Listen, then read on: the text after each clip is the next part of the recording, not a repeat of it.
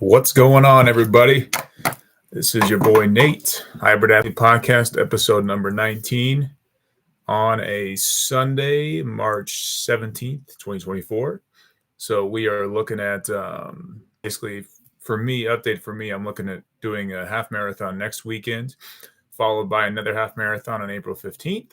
So I just wanted to kind of discuss some of the stuff that I'm doing as far as training, diet, routine, all that stuff, give some input into how to escalate your training and kind of do like a progressive overload in terms of volume, because the programs that I do are basically very heavy with volume in the gym, with weightlifting, running wise, even biking and swimming, even though I'm not really scheduling an Ironman this year.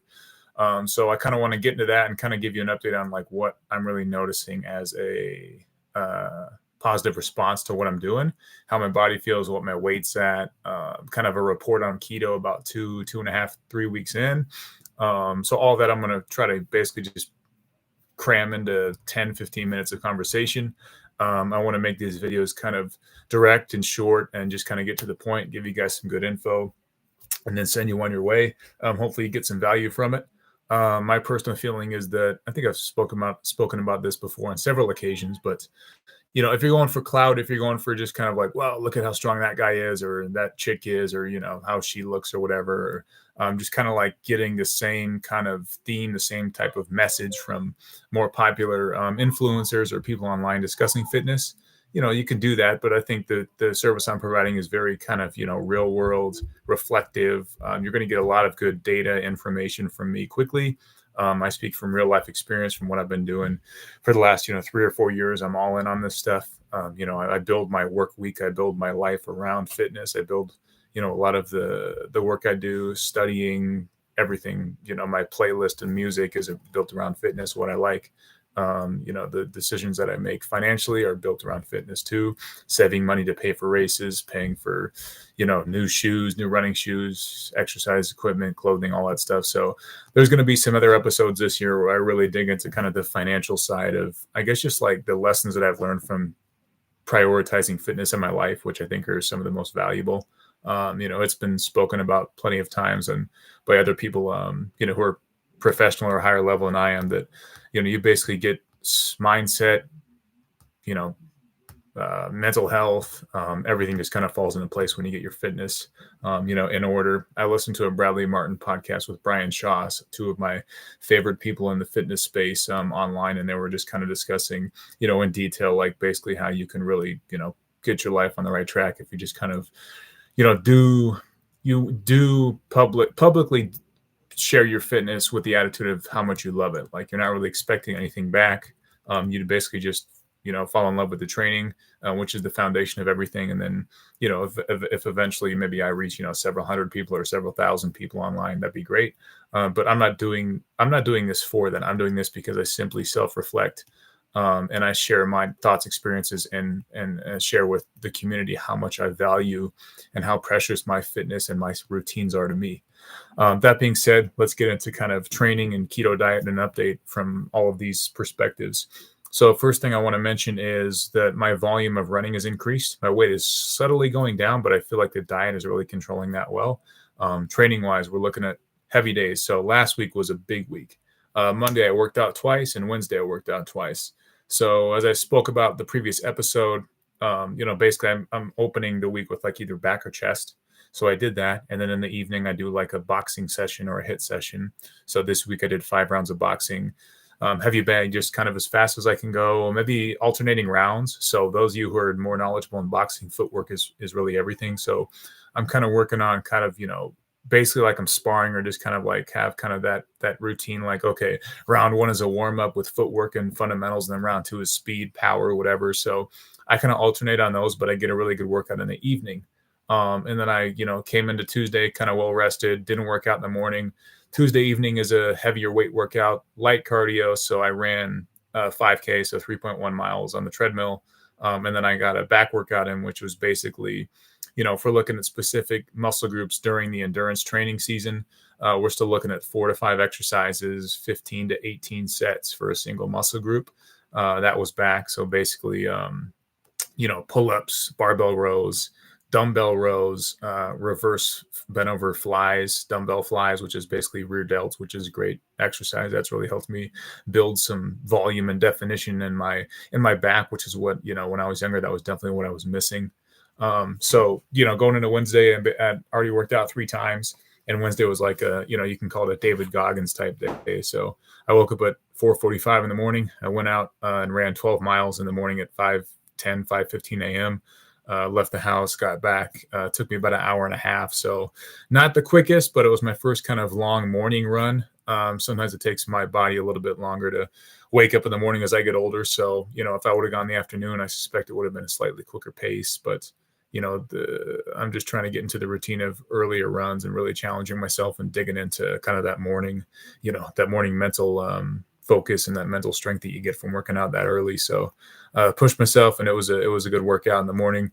The evening was basically chest, so incline chest. So basically a smaller muscle group, chest and shoulders. I kind of hybrid mixed a workout in, but still got a good workout. Weight session in the evening after running a pretty long distance in the morning. And then Thursday basically got into hamstrings and calves, so kind of like another smaller muscle group. I was pretty fatigued from Wednesday because I worked out twice, both in a pretty high intensity cardio and weightlifting. So Thursday, kind of it's the most, I can call that the easy day of the week, so to speak. It's the lowest intensity, lowest volume day because I'm following up a very heavy, volume day. And from the perspective of a bodybuilders do the same thing if they're really not doing cardio like I am. So, for example, they'll set up their schedule like it's basically back, chest, legs, and arms repeat. So it's a 4-day split. That's what Sam Sulek does. That's what a lot of other, dedicated and high-level bodybuilders do, is they basically work out each major muscle group, and then they'll mix in variations of arms on specific days. Or, if there's kind of a light day, it'd be like, calves only, or hamstrings, arms, whatever, triceps only, whatever. So I decided to do hamstrings and calves because I want to keep my legs going as I'm basically doing a lot of running. So that was my Thursday. Friday was basically another back workout, kind of a variation of what Tuesday was. But I worked out with one of my clients. So that was an evening workout, or early afternoon at around 3:30.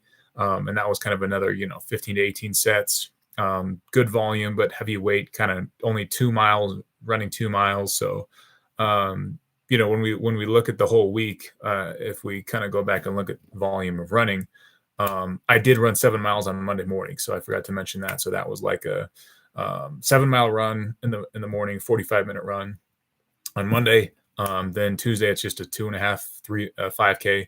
So that's 3 miles. So we're at basically 10 miles for the week. Wednesday was a 12 miles. So that's 22 miles. Thursday is another low volume day, just 3 miles. So we're what's that put us at 23 miles. And then Friday is another just 2 miles. So we're at 25 miles. And then Saturday is basically another 7-mile run. So we're running 32 miles in a week right now, doing weight training 5-6 days a week as well. So the intensity is increasing, and my calorie consumption is staying the same or slightly increasing at the keto diet ratio. So I spoke about it last week. I'm basically consuming a lot more fats. My carb consumption has gone down, meaning that I'm substituting some of my carb meals where I had a banana and peanut butter, for example. That's going to become 8 ounces of 80%, 20% ground beef. So that's basically the same calorie intake, which is roughly 450, 500 calories. But it's the macro profile is going to change to where I'm becoming more fat adapted, and I'm really leaning into keto to where like the ratio goes from maybe up to 22% carbohydrates down to like 8 to 10% carbohydrates by changing a couple meals, and basically really getting into a full on keto for the main part of this race season, which is going to be 2.5, 3 months. So that being said, you can kind of get a good feel for what I'm doing kind of I call myself an advanced hybrid athlete. I'm not elite. There's plenty of guys that do it better than I do. But I feel like I'm getting to a pretty high level now with the way I execute, the way that I set my schedule. So I hope that gives you a good idea of what I'm doing as a guy who basically wants to run a 26-mile race in 2 months, less than 2 months now. And then also, I'm lifting relatively, significant weights. The lowest volume I do is like 6 to 8 reps. That can either be on a bench press or on a, maybe on a squat. If I go up to like, close to 3 plates or something. But that's kind of what my routine looks like. Looking at forward thinking too, like looking at how that would change, like what that specific week I shared was, that's going to change in the upward direction of running. Meaning I just ran 32 miles this week, but the following week I might run 35, 36. And once I get into like the peak training before the full marathon, I'm going to be running probably 40 to 45 miles in a week, maybe almost 50. But that's really what it takes to really like be prepared for like a long race, because you never really train at that full distance, especially for a marathon. Like my longest training run is going to be 21, 22 miles, but I allow myself to fully recover, which I never really do for that race day. So it's almost like a steroid injection for me to perform best on race day, which I discover is great for me because, most people that are like me, they're really it's a healthy addiction to being in the gym and working out. Everyone says that. And I'm no different. So, the fact that I, work out 6 days a week all through training, and then maybe on the race week, I take an extra day off the day before, and then a very light day or something 2 days before, that's placed to my advantage. And training volume is associated with that. So for example, like on Wednesday, on Wednesday morning, I tried to run 12 miles and I didn't give myself any off days 2 days before. But obviously, if I run the 13-mile half marathon, I'm going to give myself a full day off the day before and really be fully recovered and kind of, geared up for that long run. So to me, it's like a mental advantage too of I'm training hard. I'm not really allowing myself to recover from the majority of my training. But again, if we're trying to be bodybuilders and maximize how we look and, kind of look the best or look the fullest, look the biggest, you don't want to train like this. But again, that's not my goal. That's not my plan. That's not how I basically work that's not how I operate in my personal fitness life. So if you're trying to do that, then I would suggest not doing what I do. But if you are trying to kind of be, good at everything, that's where this type of program falls into place. Last thing I'll mention before I jump off is I kind of just want to plug my fitness templates. I've shared them with a couple of business professionals, fitness enthusiasts who are connected to me in my life, and they all really enjoy them. A couple clients have started using them and they love them. So I'm going to try to reformat that a little bit, get it a little bit more versatile, basically based off of weight difference, genders, male and female, kind of customize them a little bit more, and share those either on my website or just through emails or through my LinkedIn page, my profile. So that's all I got for this week. Short and sweet, but basically, just giving you a good idea of what a single week looks like at this point in time. And in the following episodes, I'll be sharing kind of a race recap. My first half marathon of the year is coming up this next weekend on the 24th. So I may do episode number 20. I may do that in the afternoon after the race when I kind of, wind down. So looking forward to these upcoming half marathons, definitely. So take care, everyone. Have a good week, and we'll see you next time. Bye-bye.